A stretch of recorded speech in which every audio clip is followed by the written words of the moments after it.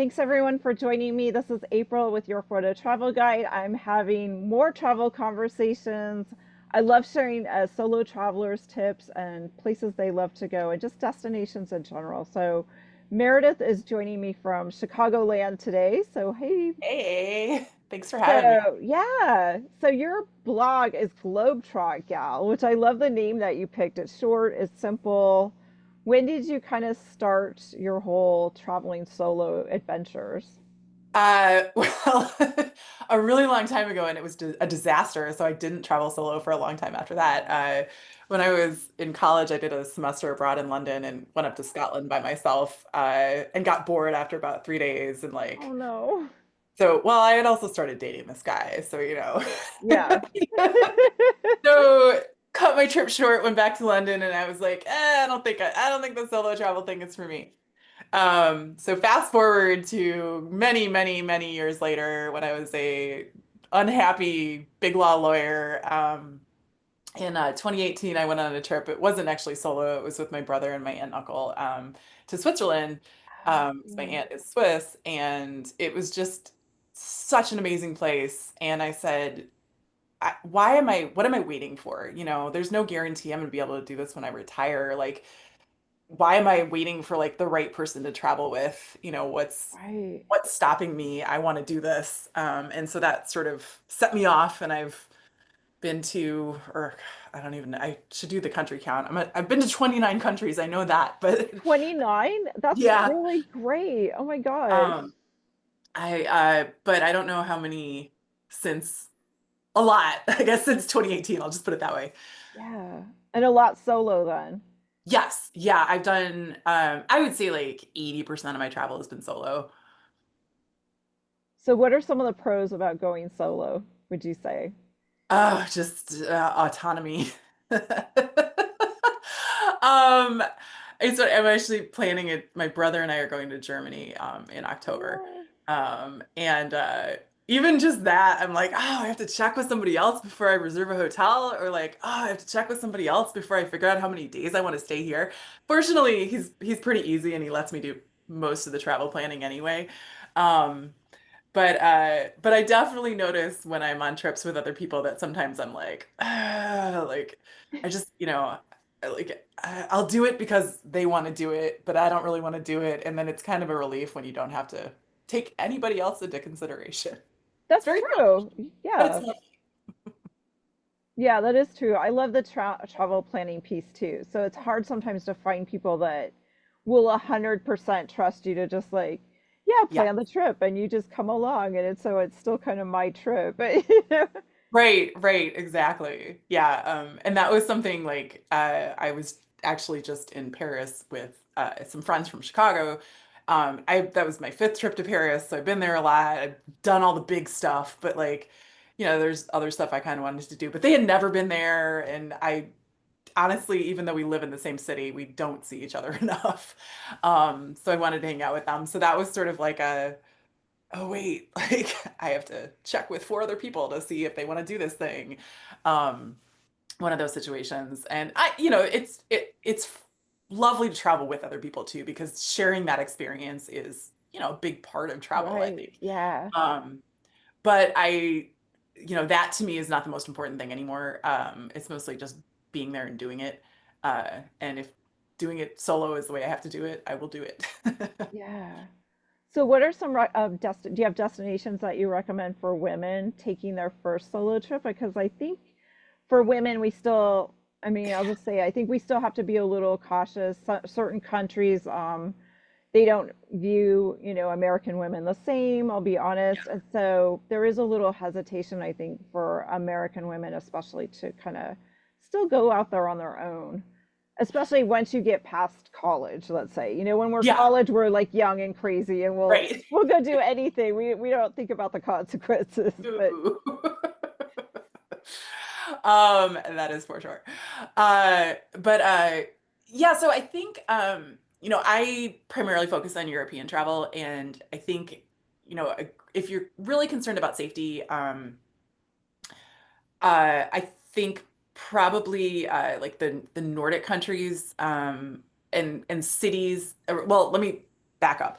I would say cities are a good place to start, and they don't have to be huge cities. In fact, you might not feel as safe in a huge city, like, Paris, for instance. It's Right. massive. Yeah. Um, and you're going to see all walks of life. You may feel more comfortable in a smaller city. I just say that because there's infrastructure, there's, emergency services if you need them. Uh, there's probably, more like street lights, things that make you feel safe Yeah. being Right. out and about. Um, but the Nordic countries are notoriously like ridiculously safe. Um, Iceland is another one. Um, uh, I mean, I personally haven't come across much in Europe where I felt unsafe. But I also have done this a lot, so I totally, I may not be the best judge anymore. And I also lived in big cities for a long time, so, um, but but it's definitely something, a consideration. For anywhere. And I agree with you that certain areas, like I was in Morocco earlier this year, and I went with a tour group because I kind of didn't know how to tackle that on my own, and I wasn't Yeah. sure I wanted to. And looking back, like I don't think I would have wanted to do it on my own. I don't think it would have been unsafe per se. I just don't think, uh, to your point, like I don't think I would have been able to do a lot of the stuff I was able to do with a male tour guide. Let's just put it that Right. Yeah, exactly. Right. unfortunate, but it's just true. Right. Right. So I think, yeah, just taking a look at where you're considering going and Yeah, and if that's something that's really you're really focused on, and or that's something that's holding you back, uh, there's a lot of you can there's so much information online now. You can make sure you know the emergency numbers. There's those little portable alarm things you can get. You can find things to go on the door of your hotel room that makes noise if somebody tries to break in. There's all sorts of little $12 devices you can get on Amazon. Um, yeah. to make you feel safer. And just knowing, and I think the more, at least for me, the more I research a place, the safer I feel about it, or the more confident I feel going, just because I have an idea of what to expect, and that psychologically always makes, I think, anyone feel safer. Yeah, I agree completely. I know, no matter where you might go, even if it's just navigating an airport, we have the beauty of the internet now, which Yes, we didn't have years ago. So yes, it kind of helps you walk through. I know, when I've flown internationally and go to an airport by myself, just if I go find a video on YouTube and if I just see yes. how they're walking and what the airport looks like, all of a sudden I just am like, oh, I feel a little bit better about it. And I think there's that sense of like the more you do that ahead of time, you're like, okay, I can do this. This isn't so overwhelming. No, and that's great advice. I've definitely done that before for airports too. And inevitably, there's like 10 people out there that have filmed No. the entire thing, whatever it is Right. you're doing. And you can just watch it and you're like, oh, okay, that's what to expect. Because I definitely see that as airports are, I think, a really common question with solo travel, especially, in Europe when you're transiting between like the international Yeah. side and the Schengen side, and like, do they check my bags again? Like, what is this? What am I doing? How long is it going to take? All that. So yeah, videos like that are awesome. Yeah. So what are some of the surprises you've had as a solo traveler? Things that wouldn't have experienced, you think, if you'd been with a group? I think just meeting people. Like I'm thinking, actually, I think both happened when I was in Portugal. I was in Lisbon there's like this big food hall, Oh, cool. I'm out food hall, and well, it didn't start out great. The guy next to me spilled his entire beer on my lap Oh no. because it was like sitting on something on his tray and he didn't realize it wasn't sitting flat. So of course they were like ridiculously apologetic, but they were from Ireland. Um, Oh, right. and they were just there for a long weekend. But then I ended up, I was like, whatever, we mopped it up. And then I ended up sitting there and hanging out with them for another couple hours while they bought Oh me no. beers because they felt bad. Right. Um, but something like that, I'm not sure that if that had happened and I had been with somebody else, I'm not sure we would have ended up in a conversation with them. Um, and then that same trip, actually, a couple weeks later, I was in Porto, and I took there's like this gondola thing on one side of the river. Yeah. And I was in the pod with four girls from Spain, and they were just chatting amongst themselves and whatever. And we all get off, and I walk, and one of them comes running up, and they're like, "Are you alone?" And I was like, "Yeah." And she says, "Do you want to come have a drink with us?" And I was like, Oh, really? "Okay." Wow. And That's again, I very think, cool. yeah, it was out of the blue, and I was like, "That's so nice." So, um, it was a little hard because my Spanish is really bad. Fortunately, their English was pretty good, but but yeah, I feel like sometimes opportunities like that you don't get if you're traveling with somebody else because there's not that social aspect to it, or just connecting with local people. If you're sitting at the bar by yourself eating dinner or something, the bartender's probably more likely to like strike up a conversation with you. Right. Yeah. Something great that way, which doesn't necessarily happen if you're there talking to somebody else. I mean, obviously it can either way, but that's sort of a more general situation I think that I've personally experienced. That's been really nice. Yeah, that is nice. Have you gotten tips like while you're traveling en route from like locals just because you are on your own and you might be seen as a little bit more, again, you're by yourself. I mean, you might be more open to picking up on some of that. Yeah, I mean, yes, or sometimes invitations where you're like, no. Right, yeah. Like like the guy at the hotel who's like he's Oh like no. at reception, like maybe you're being a little too friendly, buddy. Yeah, yeah, that's true. Um, but I'm trying to think of examples and coming up blank. But yes, no, I definitely feel like that you might end up exploring different things.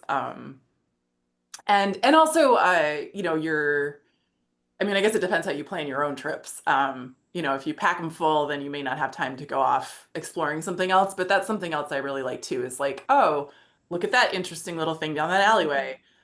Oh, I guess I was gonna go here, but screw it, I want to look at that. And you don't have to consult with anybody else. Yeah, that's true. That's definitely true. But you did just now bring up a good point. The hotel aspect, because for a lot of women traveling solo, that is a place where you're more vulnerable as far as Yes. being alone. And do you have tips for like checking in or, keeping safe? Because that environment, that is an opportunity, unfortunately, where, we hear horrible stories and, Yeah, absolutely. I mean, uh, I mean, I try not to advertise it. I mean, often you can't really hide that, I especially know. like European hotels, unlike American hotels, often will charge you based on per occupancy, which is nice if you're traveling by yourself because the same room is cheaper for one person than it is for two people. Oh, that's Uh, interesting. yeah, Yeah. so nice. And we do not do that in the US. Um, Not every hotel, but some of them do. And so, in that situation, there's not much you can do. I personally am a little leery of staying in Airbnbs when I'm on my own. I don't really hesitate to do that when I'm with somebody else, but that always makes me a little, I don't know. I'm always a little unsure about that. Um, because I feel like there's just less security Oh by being yeah, there's less contact. I mean, at least right, at a hotel, you can always who's at the front desk, or right.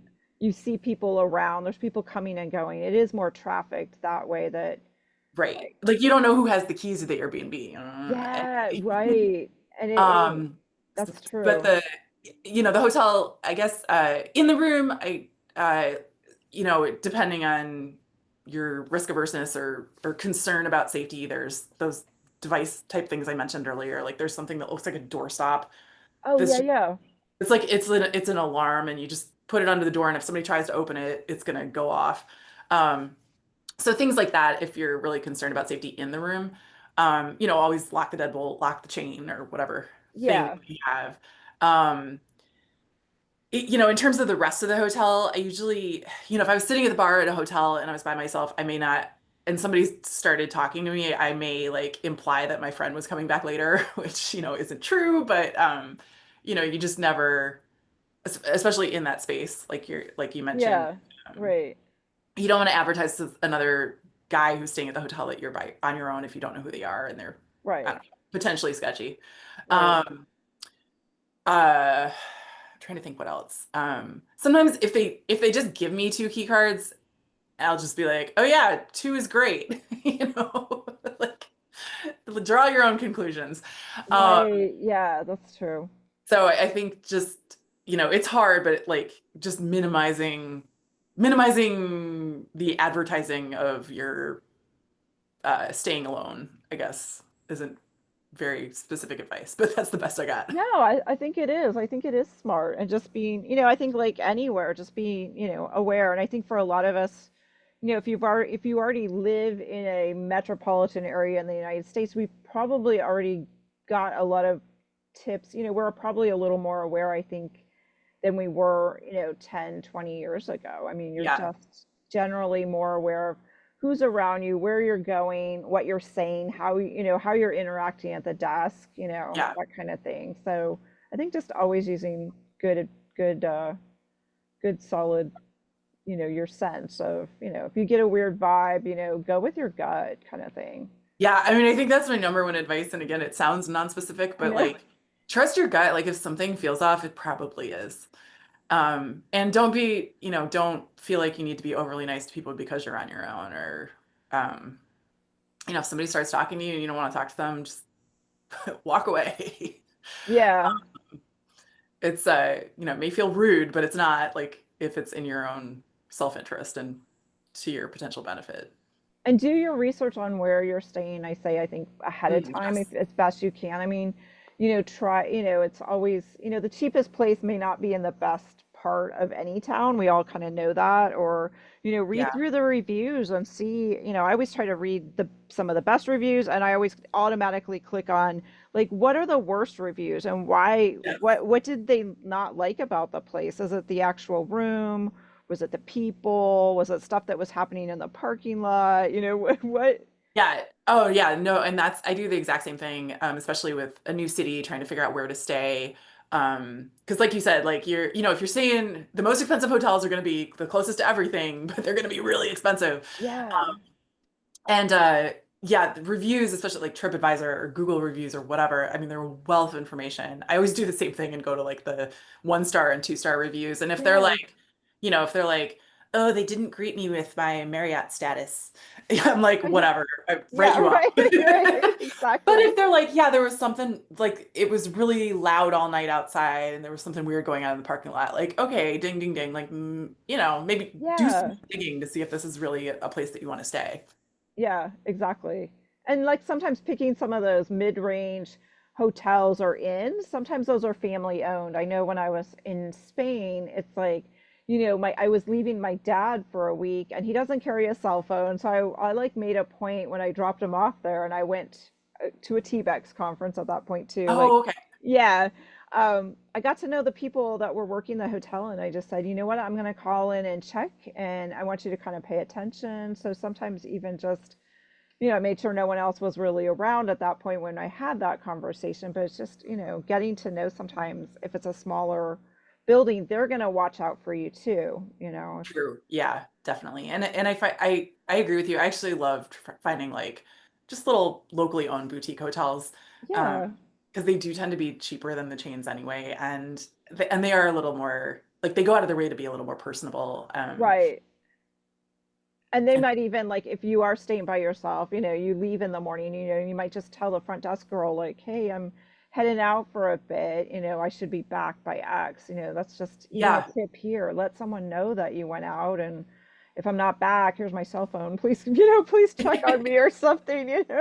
That's yeah, unusual. I should be back before dark or. yeah. No, oh, you bring up another good piece of safety advice is like share your location, make sure people know where you're staying, when you're going to be in a certain place. I have my parents have iPhones, so like they both have my Oh, location. cool. They can track me, but then I also like have 4 AirTags I put in my luggage. My dad also likes to track those. Oh, does he? Oh my gosh. He's like, it's fun to see where all your stuff is. I'm like, well, Oh my I don't gosh. know. But it makes me feel safer that somebody can literally real time track me or my suitcase. Yeah, Um, that is kind of nice. Yeah, and yeah, in terms of, if it's your very first solo trip and you're feeling really uncomfortable about it, then set check-in times or or with people back at home. Right. Um, That's a good idea. Yeah. And I think that makes you feel too a little better that, someone you have a responsibility to them, they're going to check in on you, kind of right. a dual thing. Yeah, exactly. And I So, think there are, I don't know the details. I think I've seen apps that have certain features kind of like that where like you have to check in by a certain time or it oh, automatically texts, you oh, there know. probably are some new apps like that. Mhm. I'm sure. I mean, they're always developing new Oh things. yeah, no, I'm sure. And I remember reading about that a while ago, so I'm sure there's probably like 20 of them now. But something like that could be like a good feature too. If you don't trust somebody to necessarily be on top of the time differences. Yeah, exactly.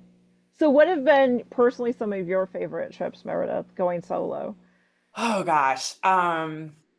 So I would say I had last year I did Budapest, Vienna, and Prague Oh, nice. um, on my own, which was really fun. I had a good time. Oh, cool. What time of year did you go? It was October, which was perfect. Oh, Um, beautiful. yeah, the weather was fantastic. It was like light jacket weather, but the trees were all turning and well, I don't know what was going on in Vienna. It was jam-packed with people. I don't know why it was Oh, so wow. because there wasn't actually anything going on in Vienna, so in theory it shouldn't have been because it wasn't, it's not summer, it's not Christmas market season, but it was still great. That was a fun trip. I often do sort of a combo of like on my own and then do some sort of like organized multi-day trip.